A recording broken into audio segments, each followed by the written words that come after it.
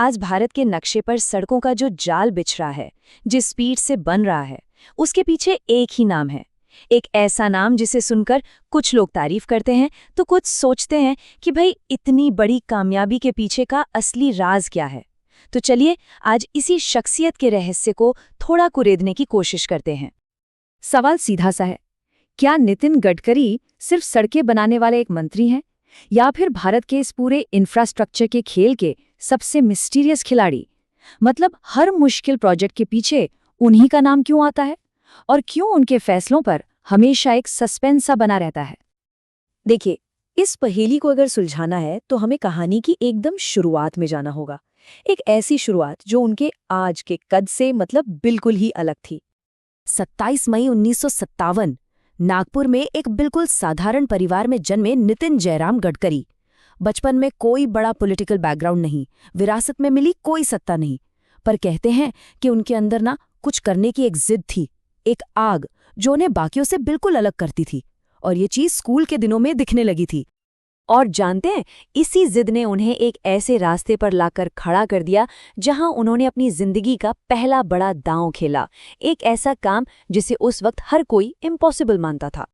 ये बात है 1990 के बीच की, जब 20,000 करोड़ के मुंबई पुणे एक्सप्रेसवे की सिर्फ कल्पना की गई थी। आप सोचिए, उस जमाने में 20,000 करोड़, ये एक नामुमकिन सा सपना था। न पैसा था, न कोई पक्का प्लान, लेकिन गडकरी ने इसे हकीकत में बदल कर दिखा दिया। लेकिन यहाँ एक सवाल जरूर उठता है, एक युवा नेता अचानक इतने बड़े प्रोजेक्ट को असलियत में कैसे बदल सकता है? कई लोग तो ये भी कहते हैं कि ये सिर्फ काबिलियत का खेल नहीं था, बल्कि ये उनकी एक सीक्रेट स्ट्रैटेजी और टाइमिंग का कमाल था। चलिए अब कहानी में थोड़ा आगे बढ़ते हैं। साल 2014 पर आते हैं। देश बदल रहा था, राजनीति में नई हलचल थी, और तभी नितिन गडकरी को भारत के सबसे मुश्किल मंत्रालयों में से एक की जिम्मेदारी मिली। उन्हें एक ऐसा मंत्रालय सौंपा गया जहां सैकड़ों प्रोजेक्ट्स सालों से फाइलों में धूल फांक रहे थे। पूरा सिस्टम करप्शन और लाल फीताशाही में जकड़ा हुआ था। कोई उसे हाथ नहीं लगाना चाहता था, लेकिन गडकरी ने आते ही क्या कहा, जो नहीं हो सकता वो मैं करके दिखाऊंगा। अब ये सिर्फ एक जिद थी या उनके दिमाग में पहले से ही कोई ब्लूप्रिंट तैयार था? तो फिर नतीजा क्या निकला? क्या वो अपना वादा पूरा कर पाए? नतीजा था ये एक नंबर, 37 किलोमीटर्स। जी हाँ, ये वो आंकड़ा था जिसने सबको चौंका दिया। कुछ ही सालों के अंदर भारत में हर दिन औसतन 37 किलोमीटर सड़क बनाने का एक नया वर्ल्ड रिकॉर्ड बन गया। ये रफ्तार पहले के मुकाबले लगभग 3 गुना ज्यादा थी। ये कोई छोटा मोटा बदलाव नहीं था, ये एक क्रांति थी। हाईवेज, एक्सप्रेसवेज, टनल्स, फ्लाईओवर्स, जो प्रोजेक्ट्स दशकों से सिर्फ कागजों पर थे, वो देखते ही देखते जमीन पर उतरने लगे।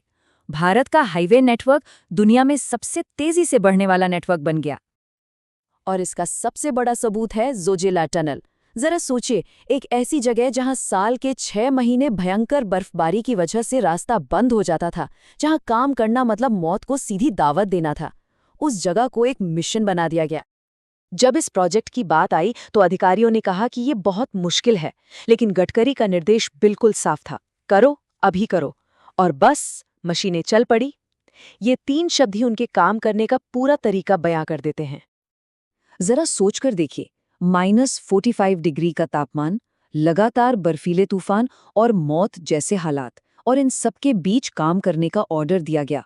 तो सवाल फिर से वही उठता है, ये सिर्फ एक विजन था या कोई और ताकत थी जो उन्हें ये हिम्मत दे रही थी? और देखिए, जैसा हमेशा होता है, जहां इतनी बड़ी सफलता होती है वहां सवाल भी खड़े होते हैं। गडकरी की कहानी के भी 2 पहलू हैं। एक तरफ है जबरदस्त तारीफ और दूसरी तरफ है गहरा संदेह। उनकी शख्सियत को लेकर 2 बिल्कुल अलग अलग बातें कही जाती हैं। जो उन्हें पसंद करते हैं वो उन्हें परफॉर्मिंग मशीन और विकास योद्धा कहते हैं। वहीं जो उन्हें पसंद नहीं करते वो उन्हें सियासत का साइलेंट टाइगर कहते हैं। एक ऐसा नेता जो विवादों से नहीं डरता और जो अपना एक अलग पावर सेंटर चलाता है। असल बात यह है कि उनका सिस्टम से भिड़ जाने का अंदाज और उनकी बेबाकी उन्हें कई बार अपनी ही पार्टी में अलग थलग कर देती है। और यही वजह है कि उनके जितने चाहने वाले हैं उतने ही उनके कॉम्पिटिटर्स भी हैं, पर वो डरते नहीं, चाहे सामने कोई भी हो। तो आखिर इस पूरी कहानी का असली रहस्य है क्या? नितिन गडकरी को इतनी बड़ी-बड़ी चुनौतियों से टकराने की प्रेरणा आखिर मिलती कहाँ से है? वो खुद तो बार बार बस एक ही बात कहते हैं, काम बोलता है। शायद उनका मतलब ये है कि उनके कामों के अलावा और कोई सफाई देने की जरूरत ही नहीं है। लेकिन क्या ये मामला इतना सीधा है? क्या ये सिर्फ देश के लिए काम करने का जुनून है, या फिर इन सड़कों और सुरंगों के जाल के पीछे भविष्य का कोई बहुत बड़ा मास्टर प्लान छिपा हुआ है जिसे हम और आप अभी तक समझ ही नहीं पाए? तो बॉटम लाइन ये है कि ये एक ऐसे नेता हैं जिन्होंने भारत को सिर्फ सड़कें नहीं दी, बल्कि एक नई रफ्तार दी है, एक नई गति। अब समर्थक उन्हें विकास का योद्धा कहें या विरोधी उन्हें साइलेंट स्ट्रैटेजिस्ट, एक बात तो पक्की है, उन्होंने चीजों को हमेशा के लिए बदल कर रख दिया है। लेकिन रुकिए, कहानी यहाँ खत्म नहीं होती। असल में इस हाईवे एनिग्मा का सबसे बड़ा सवाल तो अभी भी बाकी है। आखिर नितिन गडकरी का अगला मूव क्या होगा? क्या वो भारत के विकास की कोई और बड़ी तस्वीर बना रहे हैं, या फिर कोई ऐसा फैसला आने वाला है जो पूरे देश को चौंका देगा? ये सस्पेंस अभी बाकी है।